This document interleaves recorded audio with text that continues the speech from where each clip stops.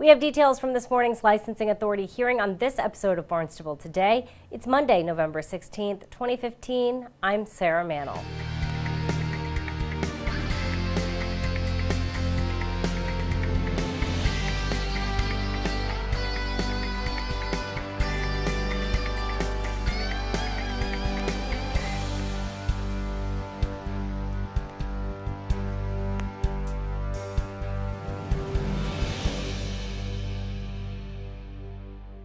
A number of local establishments appeared before the licensing authority this morning, answering to charges that they allegedly served alcoholic beverages to a person under the age of 21. According to the licensing authority's agenda, all sales were made on September 26th or 27th of this year. More than 13 local establishments were called before the board. Ying's was one of those 13. However, this was the restaurant's fourth violation of this kind. Here is a portion of that hearing. He went to the bar, ordered a Bud Light. When the bartender came back, Adora Monray, she only produced $4.50 in change. So my math could have been $5.50. He comes back, and once we've always said, how much change did you get back? He's like, they charged me $14.50 for one beer, never asked me for an ID. Lieutenant Cabral and myself went back into Ying's, entered once again. The doorman was there, didn't say anything to us. We went to the bar, we had conversation with the bartender, and she basically said it was an honest mistake. He didn't get the proper change. We had further conversation with another subject in the back room. He stated he was the manager. They weren't. It seemed to me that they realized he was underage and they charged him $14.50. And what was he going to say? That was our premise. Lieutenant Cabral and I came up with for Ying's. So that's what happened on that night. Do you have any questions for the officer? No, I just want to apologize because that bartender, and she's new, she's Spanish, and she's have a mistake because she tells it's $10, and the Budweiser is $4.50, and nothing. And I went back to the house to get a change. Who says that get in charge when you walk in? The Spanish guy, the one you speak with. And I don't have to say anything because we already been telling her to do everything. We know that, and she make a mistake. And I think you know that she not speak very well English when you have conversation with her, and that's why they got Jose to help her out that night. And nothing I can say. I'm just sorry. Thank you. Mr. Berman. Mr. Scally. Sorry. Do you have a price list of your drinks, your beers? Yes. Where is that posted? Everything on a computer is $4.50. All the drinks. I'm sorry, we do have a drinks list listed in the small room. When you enter, there is a drinks menu with all the prices, plus a wine list that's a separate. At least is it on a menu or is it on there is a menu, yes. Did you show the officer that night the price list? Did you look for the price No, list? they didn't. We actually went online, and their martinis were $11. We actually double-checked out on their online, and there's nothing posted for any type of beer pricing. The Budweiser and all the other beers are listed in the beer section of the drinks menu. We have an 8-page picture drinks menu that lists specifically beer price. And how much? We never. And how much are those drinks?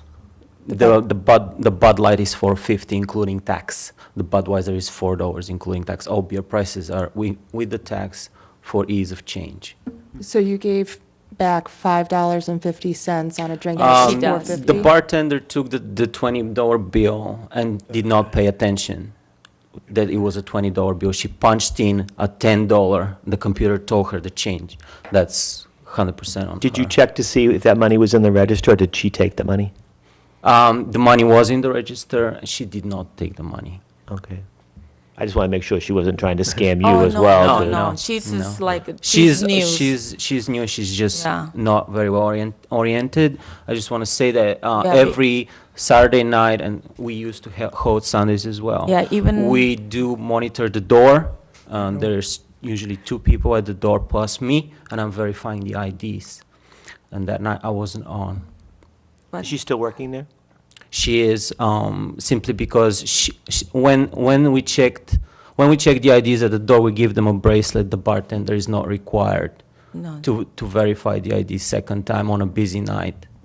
no, he asked, it's like, you asked, it means she's still working She's with still us, working right? for you? Yep. She's still a bartender? Yeah, Was she retrained? Have you retrained her? Yeah, Yes. we don't have any bartender, and even right now we close all the entertainments. We don't have Brazilian nights, we don't have Latino nights. We close even in karaoke. We just close. It's like we open until 10 o'clock, 11 o'clock at Friday, Saturday. We don't have entertainment anymore right now because we just closed since it's November. Since this thing happened. You've been closed since November? Yeah, No, for the entertainment. We canceled all our entertainment Yeah. because of the high risk, Yeah, because of the because- sting operation. We just wanted to make sure that does not happen again. You cannot say Currently. this, he said. Mr. Berman? Findings, please. Mr. on the charges of Ying's, let's see, Ying's Sushi Bar and Lounge at 59 Center Street, Hyannis. You got to speak into the microphone, Mr. Okay. Charges violating 501(7) Section 1, 501 Section 7, dash 7, Section B. I would suggest that there is there is justification for the charges. Those in favor say aye. Aye, opposed, motion carries. Mr. Berman? Mr. Chairman, based on the findings, I would say that the defendant is guilty. Second. Those in favor say aye. Aye. Aye, motion carries. Now we have a past, Is that on two charges? yes. Both charges. Now we have a past record on this establishment, Mr. Scally? Yes, on the past violations, in 2008, they were caught in our sting operation, a 2-day suspension, 1 to serve, and 1 was held in abeyance. In 2011, they had noise complaints and a shooting outside, received a 30-day suspension, limiting the entertainment to 11 p.m. In 2012, there was an ABCC suspension from January 4th to January 6th, and a town of Barnstable suspension for a sting operation, January 6, 2012 to January 16, 2012. So this would be the 4th violation for this Does it location. indicate what the ABCC violation was for? That is for a sting operation as well, for underage drinking as well. So nothing since 2012? No. I think isn't that enough from 2008? Any recommendations, Mr. Scally, or Officer Esty, or Lieutenant? You certainly can't argue with Mr. Scally's reciting 2008, 2011, 2012, twice. I will say that the police department has a positive working relationship with Ying's. Back in 2011, there was a serious incident out in front of that place. We worked with management there. They did have some people that were frequenting their establishment that they did not want on their premises anymore. We assisted them in trespassing them from there. And I have not seen any overt violations since 2012 to the sting date and that would draw the attention of the police department. I think they've been cooperative as best they can, but you certainly can't argue with the past track record. Scally, you think maybe a 5-day suspension would be appropriate in this manner?